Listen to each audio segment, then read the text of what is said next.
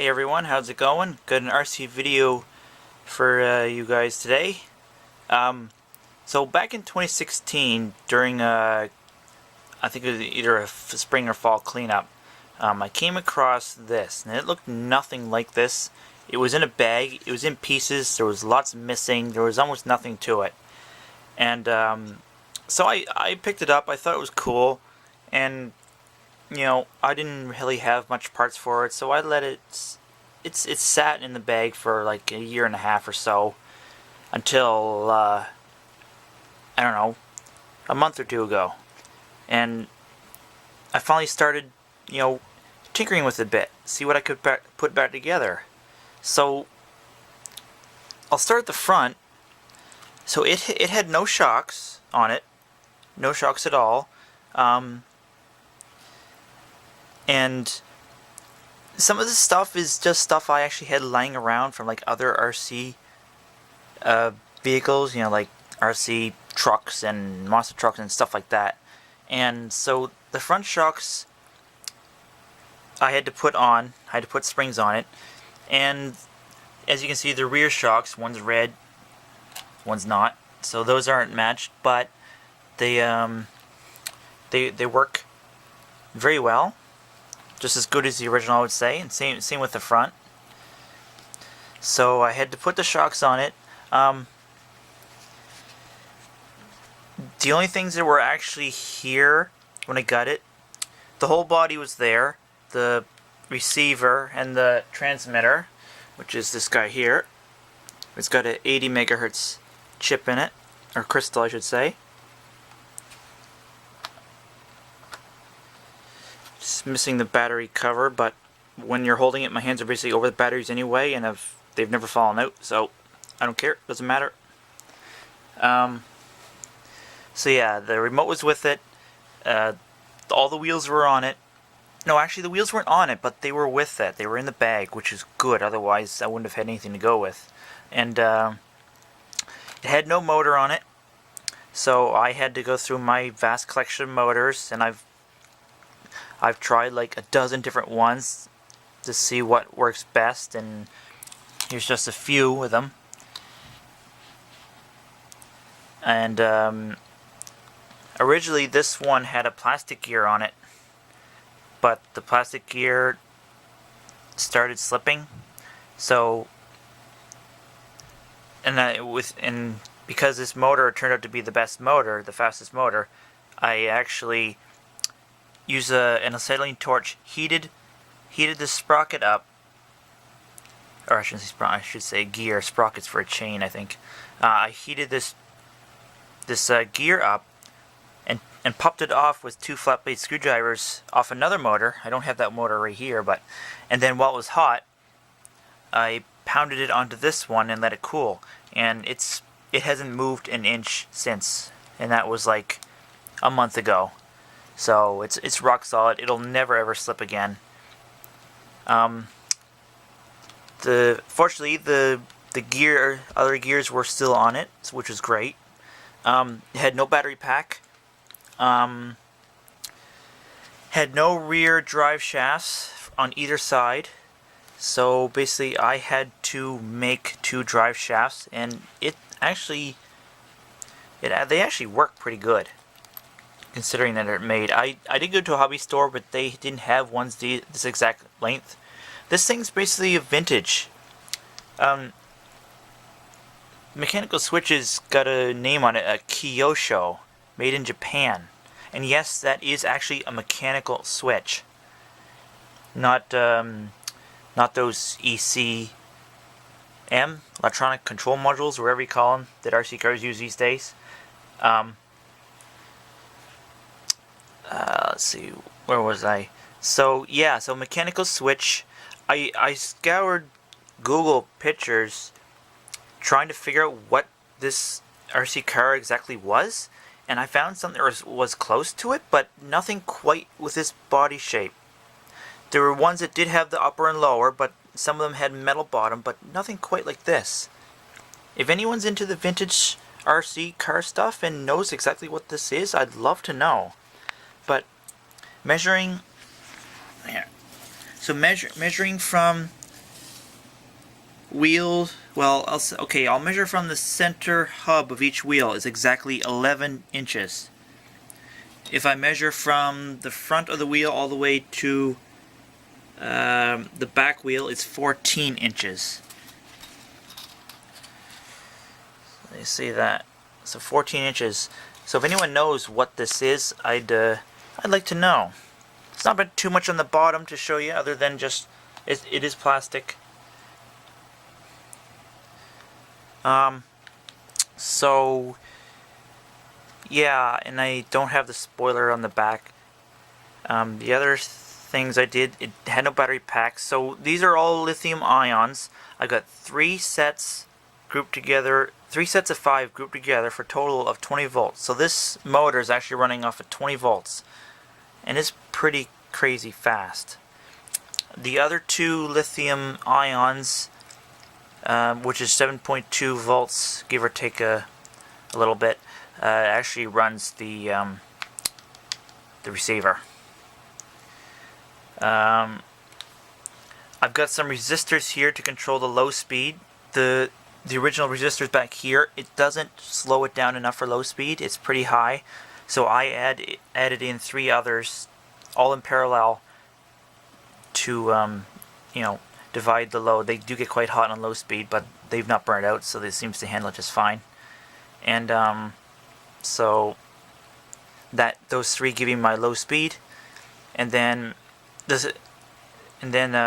one here in combination gives me a second speed. It's a 3-speed switch, so I've got 3 speeds forward, 1 speed reverse, and I'll demonstrate that in a moment here. Originally the wheels had front sleeve bearings, and they were alright for a while, but I always want to make things better than they can be, so I put in dual ball bearings for the front and dual in the back. So just to give you a demonstration how freely these turn,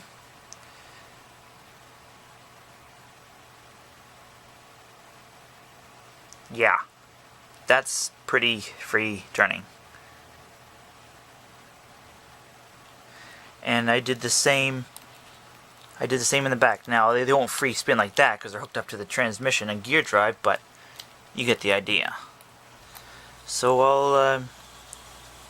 I'll show you the mechanical switch and what the motor does.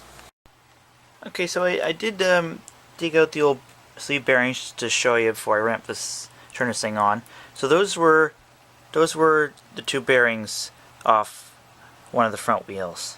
So just, I think they're brass. Maybe not brass, maybe, I don't know what they are actually. Brass is usually a shiny goldish color. Those are not. Maybe copper? I don't know. But I replaced those with these little fellas here. So little ball bearings, and you see I've got a collection of these ones as well as any other size you can get. So yeah, much lower friction. And while I'm on the subject of ball bearings again, I actually put ball bearings in this larger sprocket, I keep saying sprocket, larger gear here. So this was on sleeve bearings, now this one here is on ball bearings. But I'll show you the mechanical switch. So flicker on, flick this on. So you got your steering.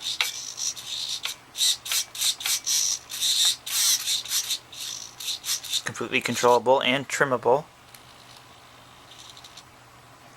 Trimmers up and down, left and right. Then you've got your throttle. So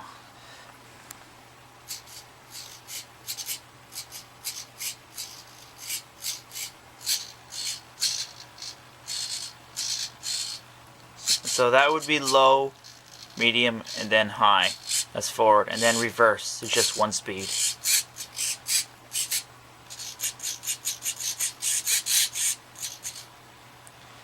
Alright, so I'll hook the motor back up. Now I've backseated the motor off the gear here so the car doesn't take off and break something. Alright, so this is low speed.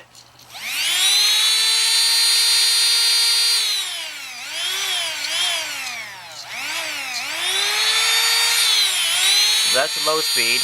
Here's medium.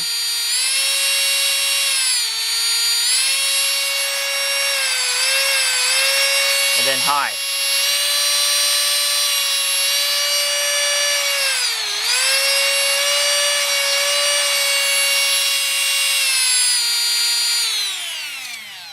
And then you've got full reverse.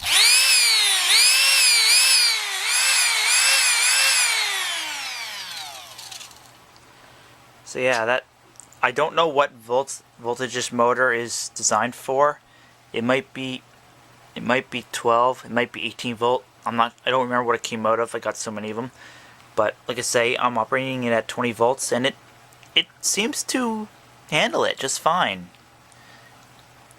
But I guarantee that I am overvolting it somewhat. I just don't know how much.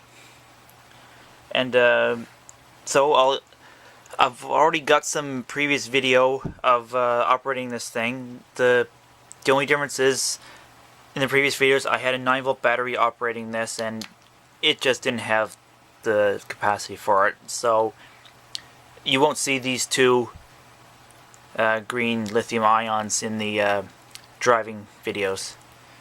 Other than that, everything else will be pretty much the same. Alright, I'm going to do some low speed tests first and then go over to high speed. It's a 3-speed mechanical switch. And I'm going to start low, and this will be at full charge, 20 volts.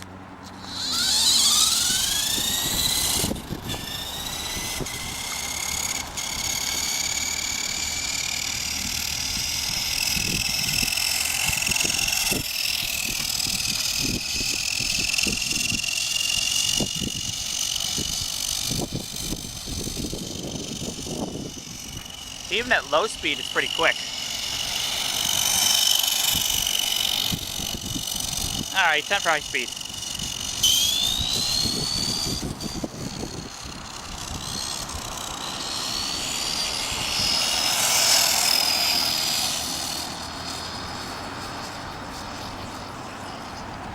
Whoa! I can't tell how close it is. Now this is only second speed out of 3. Whoa.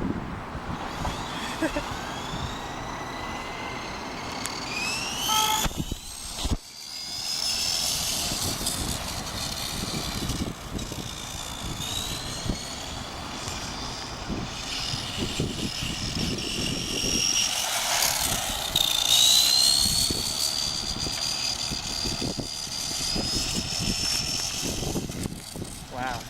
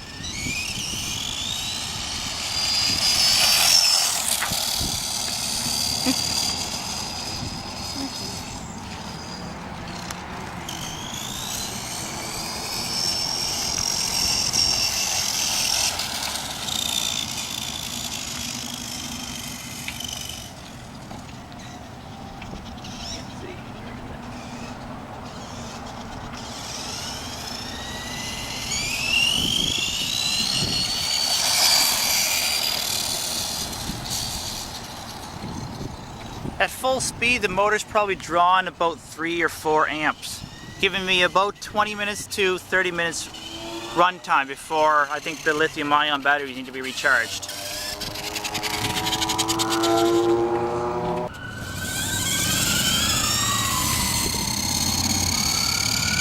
It hasn't been tested yet, but at full speed I think I'm clocking around 40 kilometers an hour. But like I say, that has not been tested.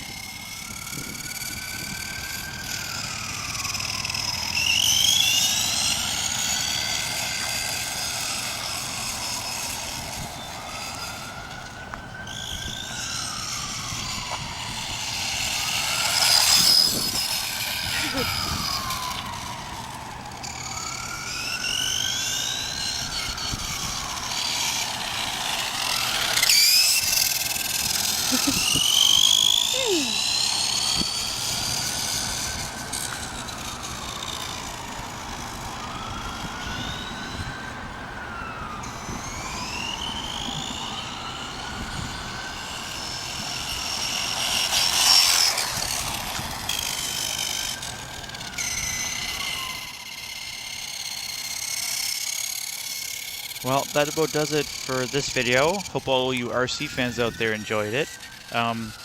Hit that like button if you liked it, subscribe, and thanks for watching, everyone.